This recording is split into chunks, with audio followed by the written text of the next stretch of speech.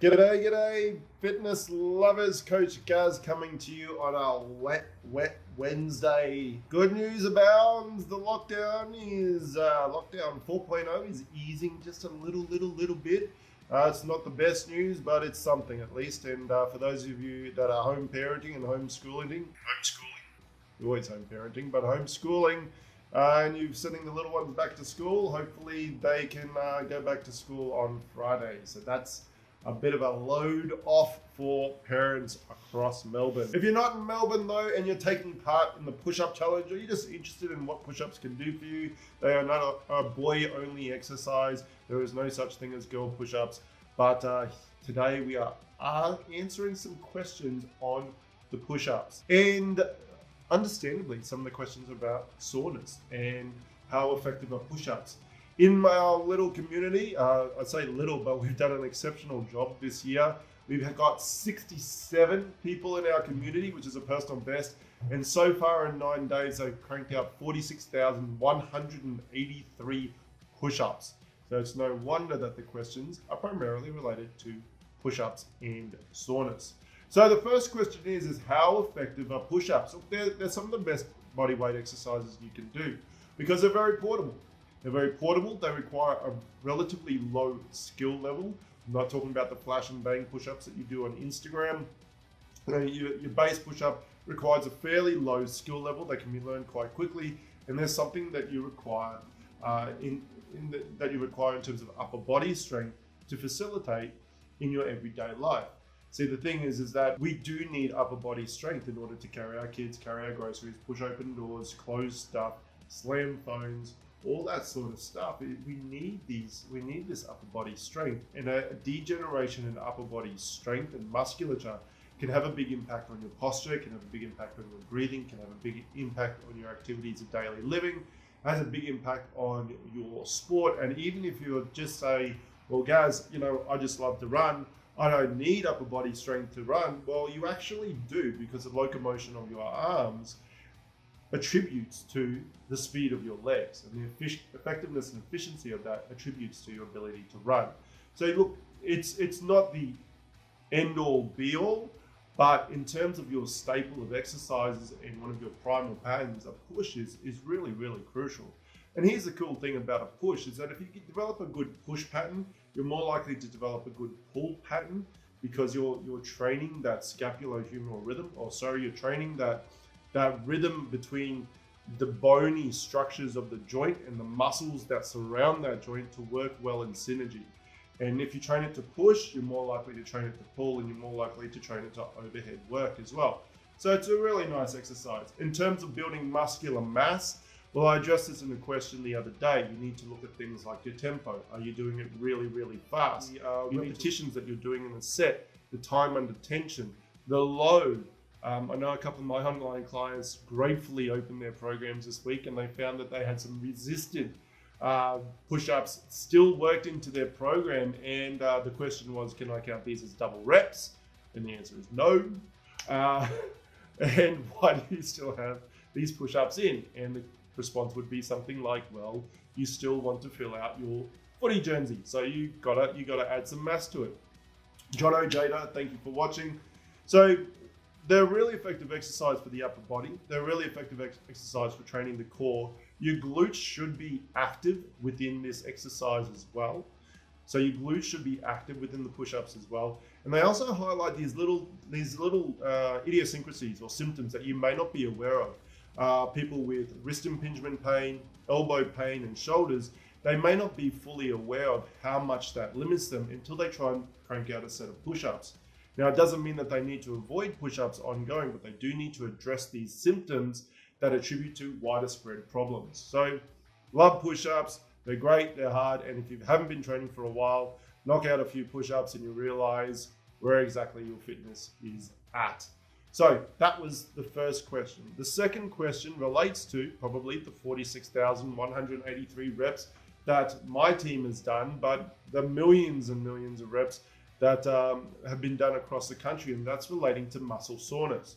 So one of the first things you need to do is, or remember in this particular challenge, is that yes, it's a push-up challenge, but if you're really super sore, you're getting a lot of joint pain, we don't necessarily have time to reboot you in the midst of this challenge, but we can give you alternatives. Your squats, your lunges, your other base movements, or particularly your pulls, if you've got access to something like a resistance band and a firm anchor, you can work those and we'll count those as reps for the push-up challenge. Because the goal is not to break you, the goal is for you to challenge yourself, step outside the box and help other Aussies. The second thing I would say is this, is that when you are doing push-ups, you vary up how you're doing your repetitions. Remember, the wider that you go, the more strain you put on your shoulders and the more load you put on your chest. The narrower you go, the more you put it on the triceps and the back of the arm, and the more you load through those. So by that simple positioning, you're able to vary the load distribution across your upper body. By putting yourself at an angle where your feet are on the ground and you're resting your hands on a bench or a table, you're able to hit or put a load on your chest that loads the lower fibers of the pec major and pec minor. And then you also, by inverting yourself, you get to hit more of the pec minor, I should say. And you're loading more through the top of the shoulders. Generally, if you're going to vary up with those variations, I recommend going for the feet down on the ground and the hands up on the bench, because it's something that you don't generally load a lot. The other way that you can do it is you can change up your variations in terms of going for, a couple of your fancy ones. You can go for a half iron cross, you can go for a Spider-Man, you can go for a dive bomber, which hits through all different aspects of the chest and the shoulder, and just throw a few different reps in there. I'm not asking you to set yourself on fire, put yourself on a Swiss ball and try some real crazy stuff. But if you add a little bit of variety in there, it adds to the fun of the challenge. It also helps you mitigate soreness. Now, in terms of rest, make sure you're taking the rest breaks. It's impressive if you can crank out all of the sets, all of the reps for a day in one big hit. But really, you're losing out on a couple of things. One, your quality may suffer. So we're talking about your effective quality. So you may actually increase your risk of injury. Even though you have the physical strength to do it, you may not do them well. You're missing out on the impact of what I call a trigger workout or a micro workout. And this is one of the best things about this challenge, especially if you're in Melbourne. I'm not sure what it's like for the rest of the country today, but if you look out the window, it's wet, it's cold, it's that time of year. And at this time of year, we tend to stagnate. We tend to huddle down. And even though we might get out for like a 45-minute workout, the rest of the day we're huddled up and buried down. Well, the concept of a micro workout changes that, because now you're doing minimal, like a small activity at multiple times during the day. Let's say every time you get a glass of water, or every time you fire off an aggressive email or whatever, you can knock out some push-ups. And that allows you to segment your day and frame your day more with movement, rather than just doing one section of movement and then staying stagnant for the rest of the day. So you're missing out on that benefit. The other thing is, if you're looking to train the brain and you're looking to build that neural capacity, is aside from physical effective quality of the exercise, you're also training yourself to do reps better.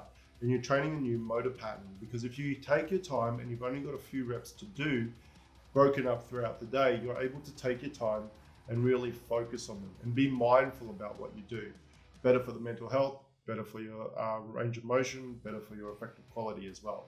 So those are some of the other things you can do to mitigate soreness. Hydration, make sure you're taking your water on board. If you're not drinking water, make sure you up it by a glass a day. All right, don't have to go from 1 glass to 3 liters, but just up it by a glass a day, because chances are you're probably not drinking enough water, and you may be drinking a bit too much coffee. Right, that's my weakness as well. Nutritionally, make sure you're getting good protein in, good quality protein. Try to space it throughout your day. All right, around 20 grams of protein would be a nice kind of benchmark. Make sure you're getting some good quality vegetables, especially. We tend to eat a lot of fruit, but vegetables is something we always typically lack. That will give you some good phytonutrients and aid that recovery.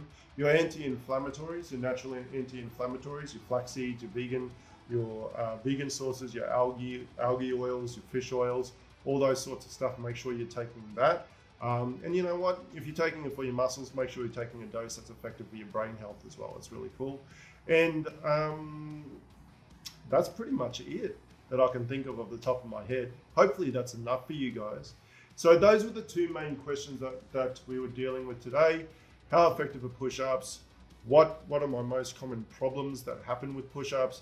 And what can I do to tackle the soreness? Listen guys, if you're watching this, and I know that some of you will see it on replay, put replay in the comments, but we're pushing $6,000 of funds raised for mental health crisis charities in Australia. I would really love us to get to 10K. My business has contributed money to every single team. Still trying to fundraise. I see people out there every day posting their push-ups, posting their variations, sharing their stories, putting their story onto it and asking for just a little bit of a donation. And if you can't donate, that's cool, but like, share, support all of these people that are putting themselves outside of their comfort box and putting themselves in a position to help other people going through a tough time in Australia.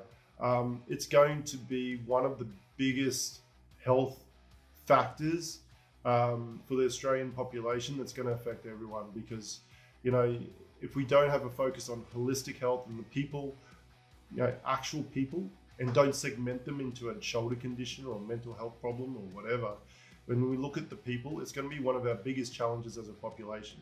For business owners that are aiming to keep their business resilient and keep themselves afloat, for employees who have faced a loss of their income and have to find alternative ways to earn their money, for kids that you know, face all these disruptions to the school year. Everyone's copping this extra load, and I don't know about you, but you can really feel it. So please take care of yourselves. Make sure you keep your tanks full. Make sure that you give from your overflow to others and support each other. Be kind. Coming up after this month, we're going to be following up this challenge with something else. And I really am grateful for all of you for contributing in some small way. This is Coach Gaz. I'll be doing my reps a little bit later, segmenting them out during the day. And if you did 209 push-ups and did your first 200 day, bravo. I will see you guys in 2 weeks for Ask Gaz Anything. Cheers.